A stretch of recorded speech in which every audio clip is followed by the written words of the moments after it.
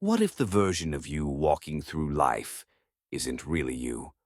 What if the thoughts you think, the choices you make, and even the dreams you chase were never truly yours to begin with? What if your entire identity was built on borrowed bricks? Let's go there. Today, we're diving into the psychology of self-deception, into the parts of you that were shaped, not by truth, but by survival. And by the end of this, you might not see yourself the same way again. From the moment we arrive in the world, we're sculpted. Our names, our behaviors, our beliefs, all handed to us before we even know how to speak. We learn early which emotions are acceptable, which thoughts are normal, and which parts of us need to be locked away. We adapt, we hide, we perform. And what starts as adaptation slowly calcifies into identity. Carl Jung called it the persona, the mask we wear to meet the world. It's not fake, exactly. It helps us fit in, build relationships, survive. But over time, we start believing the mask is who we are. We forget the layers underneath, the wildness, the contradictions, the truths we never dared say out loud. Ask yourself, when was the last time you expressed something unfiltered, without fear of judgment, without adjusting for what others might think? If that question makes you uneasy, you're not alone. Here's the thing. What we push down doesn't disappear.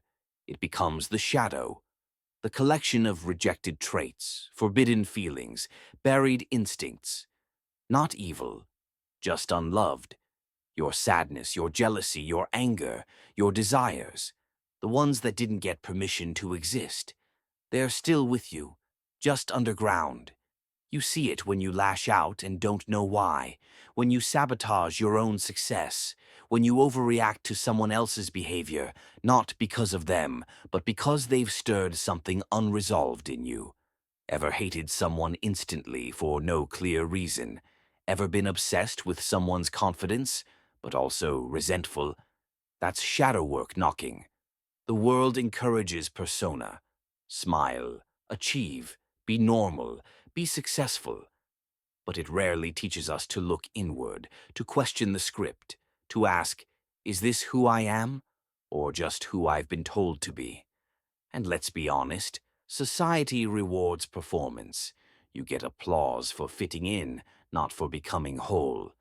But wholeness, that's what Jung pointed to. Not perfection, not goodness, wholeness. Think back to childhood, not the cute filtered version, the real one. Were there moments where you were punished for being too sensitive, told to grow up when you expressed pain, mocked for being creative, criticized for being bold? Those moments taught you what parts of yourself were wrong, so you buried them and began the long, quiet construction of the false self. Here's the uncomfortable truth. Most of us are split. We show the world one version, while hiding a dozen others in the dark. The longer the split goes unacknowledged, the more we suffer. Anxiety, depression, emptiness, rage. It all bubbles up when you've silenced yourself for too long. Integration isn't self-improvement. It's self-remembrance. Facing yourself isn't trendy. It's not always peaceful. It requires honesty. And that's a scary mirror. Most people would rather distract than dig, scroll instead of sit, blame the world instead of exploring their own contradictions. Because it's easier to wear a label, I'm anxious, I'm successful, I'm not creative, than to ask, why? But those who do face the mirror, they start waking up. Your shadow doesn't want to destroy you. It wants to be seen, heard, integrated. That anger you repress, it might contain a buried boundary. That envy you deny, it might be showing you what you truly desire. The shadow is not the villain. Your silence is. Jung called the process of becoming whole individuation, not self-improvement, not becoming better, becoming real. It means owning your contradictions, bringing together the thinker and the feeler, the confident and the terrified, the light and the dark. It's not about being happy all the time. It's about being whole all the time. Deep within, we carry ancient patterns. Jung called them archetypes: the hero, the rebel, the healer, the orphan. They shape our dreams, relationships, and reactions. And these aren't just stories. They're maps. Maps of transformation. You're not just living your life. You're living out an inner myth. The question is, are you conscious of it? The ego clings to control, to labels, to certainty. It fears the unknown, because the unknown threatens its illusion of me. But transformation begins where ego ends, when you stop needing to be someone and start becoming again. You are not a brand. You are not your trauma. You are not a fixed idea. You are a process, evolving, expanding, remembering. So here's the invitation. Stop trying to find yourself. Start remembering what you left behind. Sit with your discomfort. Listen to the silence.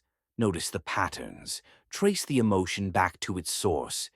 You don't need more answers. You need better questions. The self isn't a destination. It's a homecoming. And it's been waiting for you this whole time. You've never truly met yourself. But now, maybe, you're ready.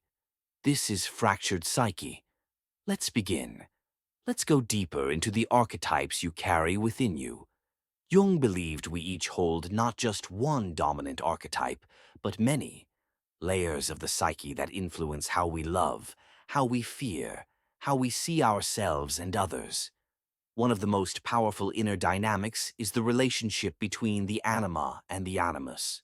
Jung proposed that within every man lives a hidden feminine essence, the anima, and within every woman, a hidden masculine counterpart, the animus. This has nothing to do with gender expression or roles. It's about energy, balance, integration. The anima represents emotion, intuition, sensitivity, and deep connection with the unconscious. The animus brings logic, structure, willpower, and assertion. When either of these forces is rejected, we become unbalanced. A man disconnected from his anima may suppress emotions, fear vulnerability, and see softness as weakness. A woman who disconnects from her animus may fear stepping into her power or feel hesitant to express anger or take control of her life. But when these energies are acknowledged, not just intellectually but emotionally and spiritually, something incredible happens. We begin to feel whole, centered, fluid in both strength and softness. So many of our struggles, our relationships, addictions, fears, are not surface-level problems. They're signals, symbols, echoes from the unconscious calling us inward. But modern life rarely gives us time to hear them. We distract, we perform, we numb. We get busier when we should be still. Think about how often silence feels awkward, how quickly we reach for our phones when we're alone, how we fill every moment with noise, with scrolling, with stimulation. That's not accidental. It's a defense mechanism. Because silence speaks, and what it often says is uncomfortable. But those hidden truths, the uncomfortable ones, are where your liberation lives. Maybe it's a childhood belief that you're unlovable. Maybe it's the silent rage you swallowed for years, or maybe it's the dreams you abandoned because someone told you they were unrealistic. Whatever it is, it's still there, beneath your routines, behind your smile. Until it's faced, it controls you. But once it's named, it begins to lose power. Jung didn't believe in destroying these parts of yourself. He believed in integrating them, listening to them, learning from them, because every shadow holds a key, a lesson, sometimes even a gift. Imagine what your life could look like if you stopped running, if you stopped shrinking, suppressing, self-editing, and started owning the fullness of who you are. What would change? How would your relationships shift? Your career? Your art? Your sense of peace? You can't answer that from the surface. You have to go inward. That's the hard truth, the one most people never want to hear. But if you're still listening, you're not most people. So here's your reminder. You are not broken. You are not behind. You are not too much. You are simply disconnected from parts of yourself that you were never taught to embrace. The path back isn't easy. It's not supposed to be. But it is worth it. Because finding yourself doesn't mean becoming someone new. It means remembering someone ancient, someone honest, someone whole. And that someone is you. There's one more illusion we need to confront. Maybe the most powerful of all. The illusion of the self. Most people walk through life assuming they know who they are. They say, "This is me. This is just how I am." But who is that voice speaking? Where did it come from? And how do you know it's true? Carl Jung, along with countless mystics and philosophers, believed that what we call the self is not a fixed identity, but a fluid experience, a living process. You are not your name, not your history, not your pain, your talents, or your job. These are layers, labels, useful for navigating the world, but not the full story. The truth is, the version of you that exists today is just one chapter in an unfolding story.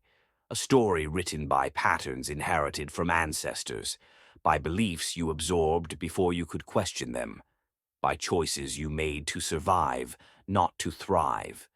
You are not a single person. You are a system, a constantly shifting landscape of thoughts, instincts, memories, and potential. And once you see that, everything changes. The ego doesn't want you to see it, because the ego thrives on structure, on saying this is me and this is not me. But the moment you stop clinging to those ideas, the moment you let go of trying to be someone, you step into something bigger. Jung called it the self, capital S. Not the fragile self-image we protect at all costs, but the deeper self that includes everything we are, light and shadow, conscious and unconscious, past and future. It's not about being limitless. It's about being complete. Think of the masks you've worn, the confident one, the people pleaser, the tough one, the spiritual seeker. Every one of them had a purpose. Every one of them protected you in some way. But now the question is, are they still serving you, or are they silently caging you? Because the self isn't behind a mask. It's what's left when the masks are gone. So how do you begin to uncover it? You slow down. You pay attention. You watch your thoughts without judging them. You follow your dreams. You write. You create. You cry. You sit in silence. You ask better questions. And you let go of needing immediate answers.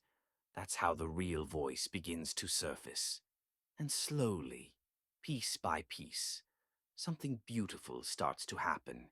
You stop needing to be perfect. You stop performing. You stop feeling like a stranger in your own life. Because for the first time, you're not living for the approval of the world. You're living in alignment with your truth. That's what freedom feels like. Not the absence of pain, but the presence of wholeness. Let this be your turning point. Not the moment you changed everything overnight, but the moment you began to see yourself differently. You're not here to become someone else. You're here to remember the self that's been whispering beneath the noise. So listen, pay attention, be brave, because the journey inward is the only one that ever really mattered, and it starts now. If something stirred within you during this video, take your time with it. Let the insights settle. Let the questions linger. The journey inward isn't rushed, it's remembered.